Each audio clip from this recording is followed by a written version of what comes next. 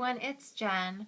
I am super excited to be sharing with you guys a preview of a new stamp set being released by the Greeting Farm.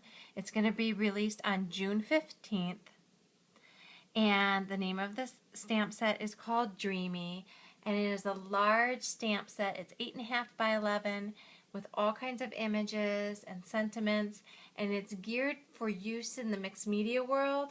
However, it can be used on all your craft projects.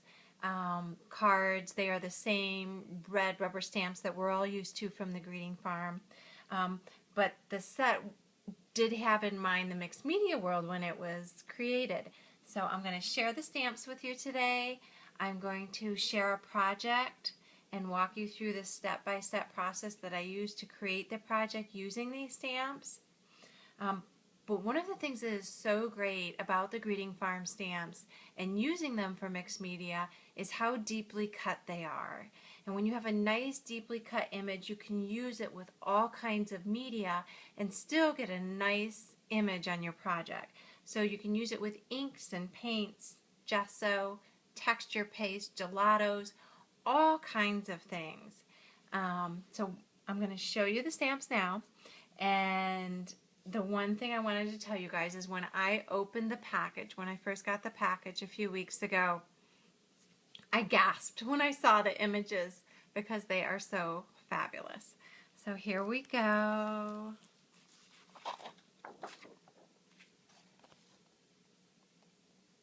Look at this little girl. I fell in love with her the second I saw her. She is so awesome, so fabulous. You can use her in so many different ways.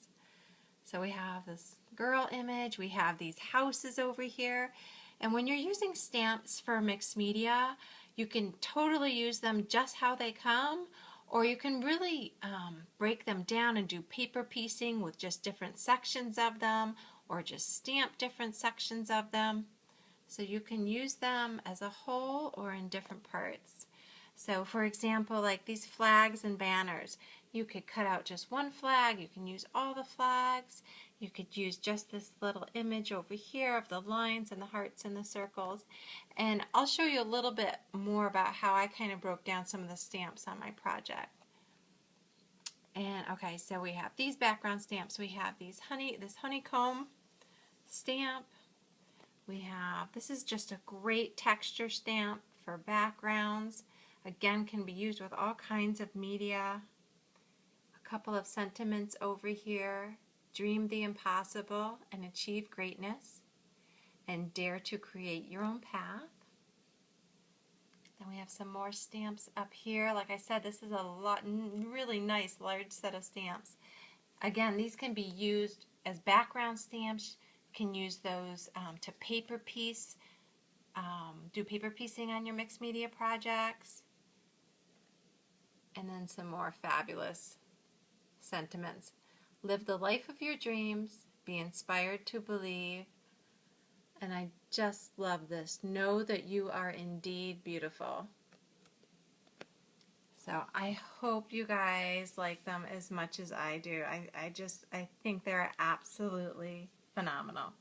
So the Greeting Farm is having a blog hop on the 15th, and their blog is splendidstamping.blogspot.com. I'll leave a link below. You can check it out today on the 11th. They're going to have some preview items out there that other artists have created, and then on the 15th there will be a blog hop. And you can hop from the Greeting Farm blog. I will also put a link to my blog below, which is mybluebike101.blogspot.com. And I'm going to get into the project I created right now, but if anybody has any questions, feel free to send me a message, and I will be right back. I want to quickly share with you my end result. This is what I've created using the Dreamy set, and I've used many of the stamps within the set to create this piece. So now we can get into the step-by-step process.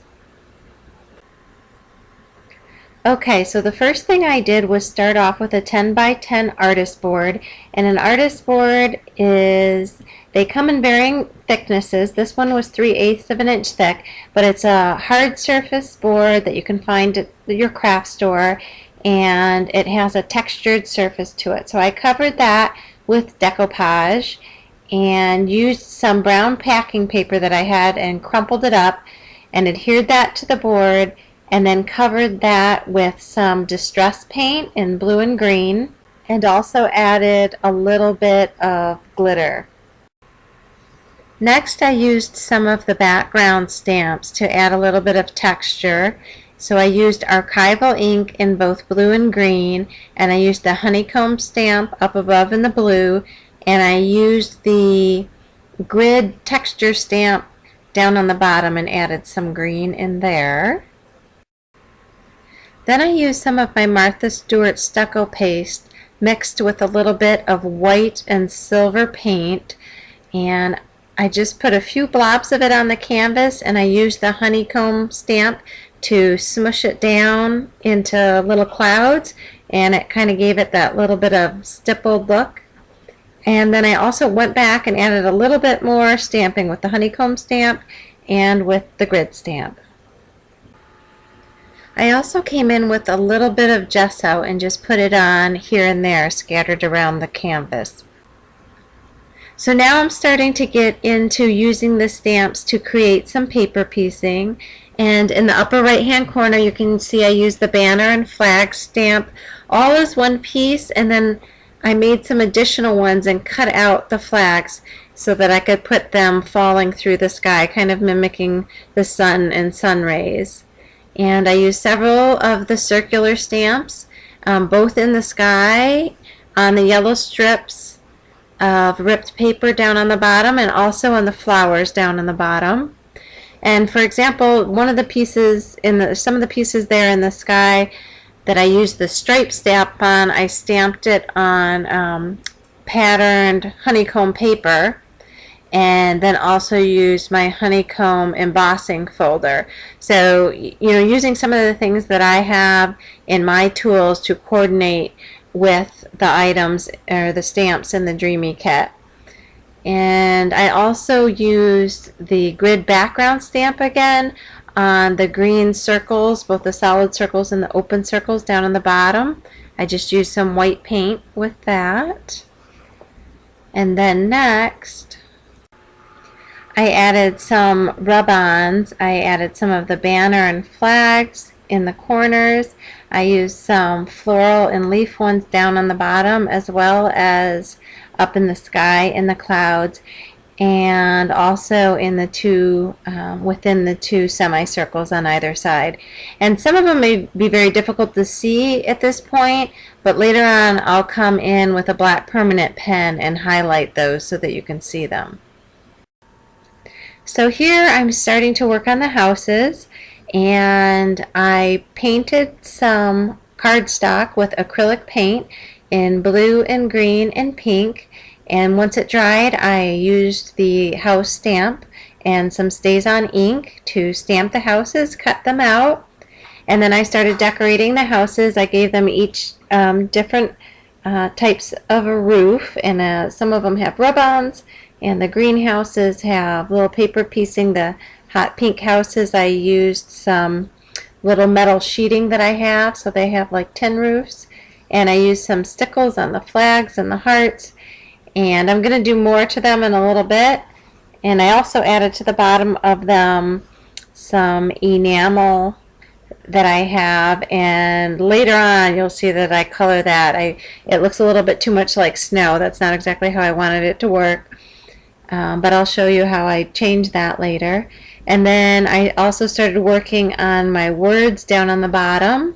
I had used this sentiment, "Dare to create your own path," and stamped that out and cut the words out, and then layered them on a couple different pieces of paper, and added some rub-ons a little bit there. And then I also took some seam binding and just dyed it with some yellow acrylic paint.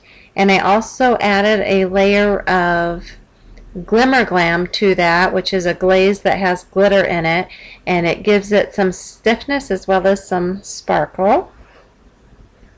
And I'm just trying to start laying things out to see how, I like the way they look.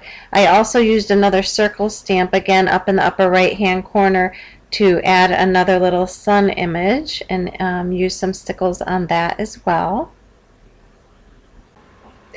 Now I'm adding in a few chipboard pieces, the butterflies in the sky. I just used a Sizzix die to cut out some chipboard that I had that matched the semicircles, and I made some additional little banner flags from the banner flag stamp and put those on chipboard as well. So I'm giving the piece a little bit of dimension with these chipboard pieces. And I also used the cute little girl image. I just adhered some book paper to some chipboard and stamped the girl's face, and then also the little hearts above her head are actually her wings. So instead of using them as wings, I'm using them as little hearts. And I'm going to come back later and color those images. I've also added a little bit of silver paint around the edges. So now I'm getting a little bit further into the project, and I'm doing some doodling with a black permanent pen and a white gel pen. I've added some additional stamping and some gesso to the seam binding. And I'm using my Faber-Castell pens to do some coloring at this point. And they are Indian ink markers, which are permanent when they dry, but when they are wet on top of decoupage, you can move them around quite a bit. And the color from the Indian ink really helps brighten up the canvas and give it kind of a rich depth, as well as blend the paper piecing into the canvas. I've now colored in the heart and the little girl's face using both Copic markers and the Faber-Castell markers.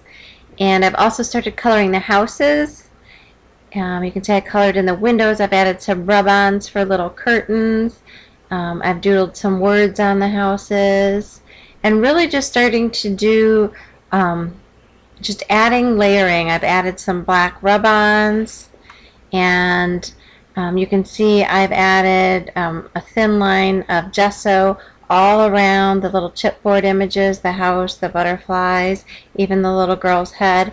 I've also added a little bit of bling. When you see the bigger picture, I've added some chevron pieces, just a few around the outside, and also in the semicircles behind the little girl's face, I've added some little swirls. And now I'm just about done. I have taken my black doodling pen, and actually I was out of ink in my favorite black doodling pen, so I had to use a finer pen. But I went ahead and outlined all of the different images, just added some random doodling all over the place, and went in with the white gel pen and did the same thing.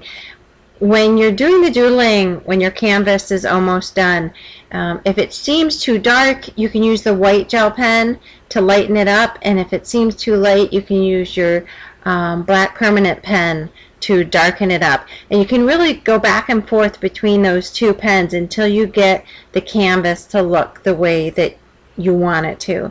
And then the other thing is at this point the entire canvas really has been covered with colored with the Faber-Castell pens. All of the banner pieces. The house is somewhat, but you'll see in the next photo I came back a little while later and really did some more coloring of the houses. But even down in the grassy area and in the yellow strips of paper and in the flowers down in the bottom, those have all been highlighted and colored with the Faber-Castell inks, as well as the circles up in the sky.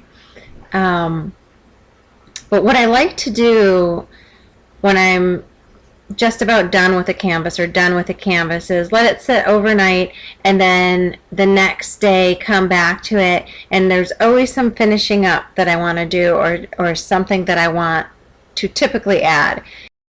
So now it's the next day, and I did want to add just a few things. I added some additional coloring to the houses with the Faber-Castell markers, as well as just a little bit of additional doodling. But this was my final product. Thank you guys so much for watching. I hope this was helpful. And go on over to the Greeting Farms blog at splendidstamping.blogspot.com to check out some of the pieces that other artists have done. And if you have any questions, please let me know. But what I'm going to do now is just leave you guys with a few last still photo close-ups of the canvas. So have a great day. Bye-bye.